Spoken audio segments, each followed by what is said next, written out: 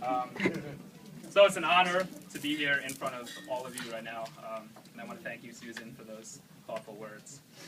So I was out with my parents today at a museum, and we were in the gift shop, and I came across this card that says, "There will come a time when you believe everything is finished. That will be the beginning." Yes. Yes, yes. So I thought that was particularly appropriate. So I'd like to invite you to come on a little journey, and this is going to require a bit of your imagination. So I'd like you to put yourself aside, and I want you to imagine that today is your first day on planet Earth. You have just been beamed down from an alternative universe, and you have been incarnated in this body. And you are now here on your first day of school, and this is the school of life. And I am the dean, telling you about what's going to happen. So this is a very special school because you will be enrolled from now through every breath until your death. And thankfully, there is no tuition. You do not have to take out a student loan. However, you are taking a loan out from the universe, and the cosmos just ask that you kindly return your atoms and your energy when you are done your journey. So there is no student in the school of life, because everyone is simultaneously a student and a teacher. Your classmates, your parents, your children, and Mother Earth. And there are no textbooks in the school of life. All the content is user-generated, crowdsourced, and of course will contain the vicissitudes of the human journey, the happiness, the joy, and the sadness, and the disappointment. And there is no syllabus in the school of life. There is just the intention that you set for yourself every day when you wake up. And there are no exams, but there will be tests. Trust me, there will be lots of tests. And you will be assessed on your willingness to contribute, whatever you can, to whoever you can. And you will be judged by the quality of the interactions that you have with every single person that you come across. You with me? Yeah. So these are the guiding principles. I want to be mindful of time.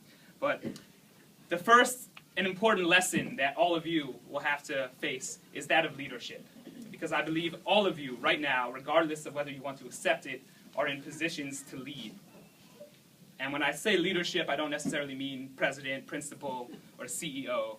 But I believe to lead is just to be aware of something that needs to be changed, and then to make it your responsibility to change it. I'll say that again. I think it's really important. To lead is simply just to be aware of something that needs to be changed, and then to take it upon yourself to actually be the one to go make that change. To not wait for an invitation from somebody to do it. To not wait for Brian to go do it, or for Tim to go do it. Because you know they will do it. So this is the leadership challenge that we all face. And it's really easy to talk the talk, but now comes time to walk the walk. And tomorrow we all will be walking. And I think that is symbolic of where we all need to head, because as we stand at this point, and we look at the constellation of possible paths that lay on the horizon, among those, there will always be the path of least resistance, the easy path, the safe path, the comfortable path. But that's not where leaders do their work. So the key is transcending that urge to stay within our comfort zone, to act out of habit, and to really act from not a place of fear, not the little voices inside of us that say we're not good enough, we're not strong enough, but to act from a place of love that says, you know what, I'm open to whatever arises, and I'm going to embrace it, I'm going to work with it. And from that place of love, I think, comes this incredible mixture of humility and confidence. It's the humility to say we don't know and to let go of just one idea of what we think should be, because we need to be confident enough to be open to all the possibilities that could be. So I just want to take this moment to toast to all of us. And there's one last piece that I think is really important, and that is forgiveness. I think we need to be good enough to forgive each other and to forgive ourselves, because we are going to forget. We're going to forget all of this, everything I just told you, because that is the human condition, to forget that we are on this cosmic journey, to forget that we're in positions to lead, to forget that we should be acting from a place of love and not a place of fear. And you know what?